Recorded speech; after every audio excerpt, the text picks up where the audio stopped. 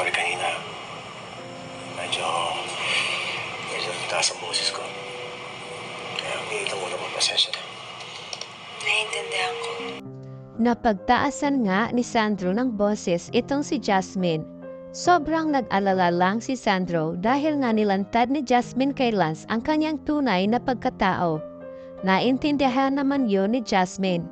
At sana lang talaga ay may mabuting puso itong si Lance at hindi maisipyang ibulgar ang sikreto ni Jasmine sa mga Benavides.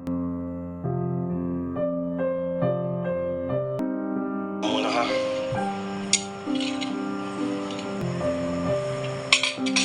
Kaya masyado mo nagalaw. Kinaumagahan ay naghanda ng pang-almusal si Sandro. At habang kumakain ay binalaan ni Sandro si Jasmine na wag nang hanapin pa si Lance dahil hindi pa niya kaya.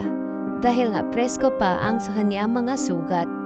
Sinabi ni Sandro na siya na ang bahala at gagawin ang lahat para malaman kung nasaan itong si Lance.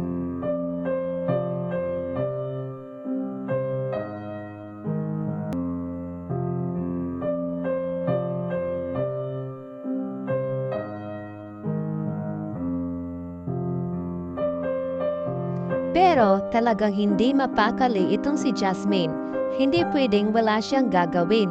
Pagkaalis nga ni Sandro ay kinontak ni Jasmine lahat ng malalapit na ospital na posibleng pagdalhan kay Lance.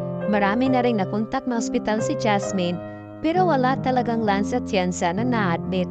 Ginamit pa ni Jasmine ang pangalang Lily Atienza at asawa daw siya na nagtatanong kay Lance at naghahanap dahil nga hindi umuwi ng bahay kagabi. Hanggang sa isang ospital ay may Lance Atienza na bagong na-confine. Agad itong naghanda si Jasmine upang puntahan ang ospital kung nasaan naroroon si Lance. His wife? Let me check po, ma'am.